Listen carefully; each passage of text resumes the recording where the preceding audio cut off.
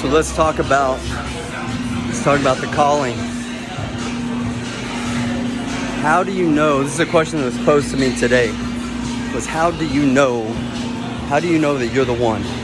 How do you know that you're called to do what you are to do? It doesn't mean you're the only one called to do it. It just means how do you know that you are called to be the one? Okay, so that question was specifically pertaining to my coaching, what I'm doing in the world of coaching, leading men how to be better husbands, fathers, athletes, entrepreneurs, and men of God, just by becoming greater in all areas of life. And so I've been asked this question before: how do I know I'm called? How do I know I'm the one? Here's an interesting thing that came up for me. Was I know that I'm called because I'm doing things I don't want to do. So think about that.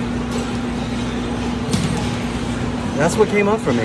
I know that I'm called because I'm doing things that I do not want to do. I do not want to do them.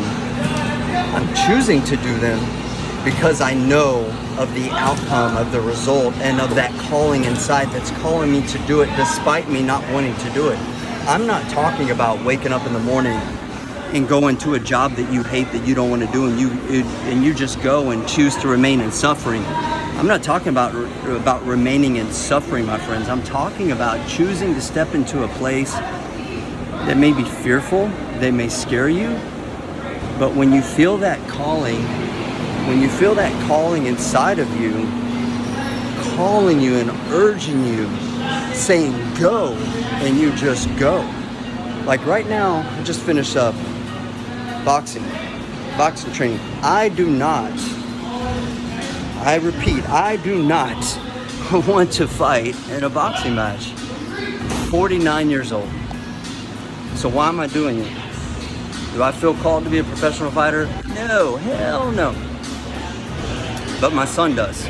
My son wants to be a pro boxer, and he wants me to help manage him along the way.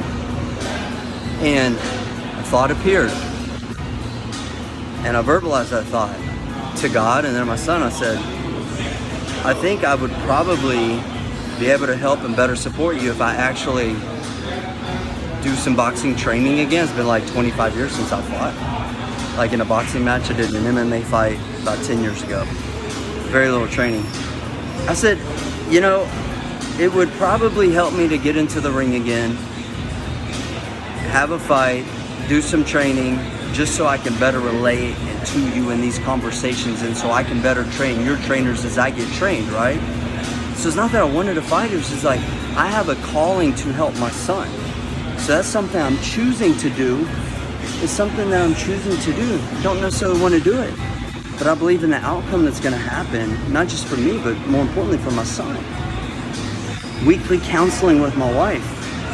Like, that's an investment with my wife that don't necessarily want to do that.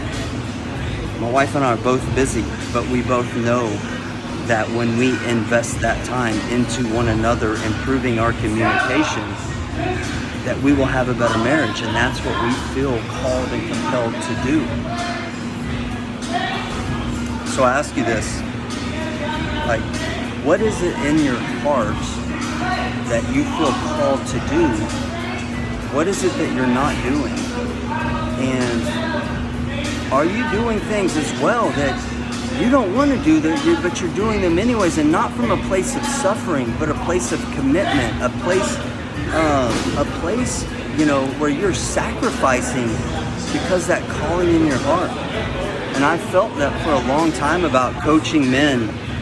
And it was the strangest thing because, those who really know me, that are close to me, I'm a pretty quiet, secluded guy.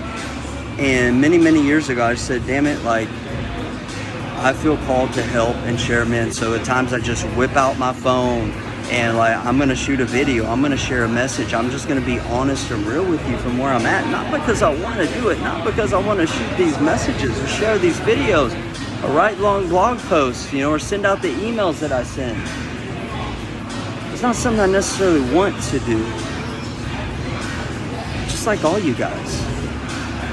I could be farting around, sitting on the couch, watching TV, having some drinks, chilling out at the pool, whatever.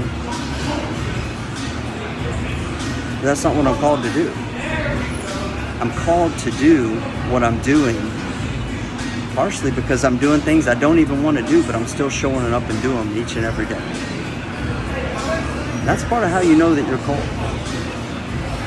Because you just feel compelled to do things that you don't want to do, but you know by doing them, you're going to be closer to that next greatest version of yourself and realizing your full next level of potential that you have. So spend some time with that question. Who are you called to be? And why do you think you're called to be that? That's what came up for me. Just because I'm doing things I don't even want to do. But damn it, nobody's going to stop me from doing them because I'm called to do them. So I encourage you, my friends, find your calling. If you're stuck, if you're broke, if you're bored, burned out, stagnant, you need help, you need a breakthrough, hit me up.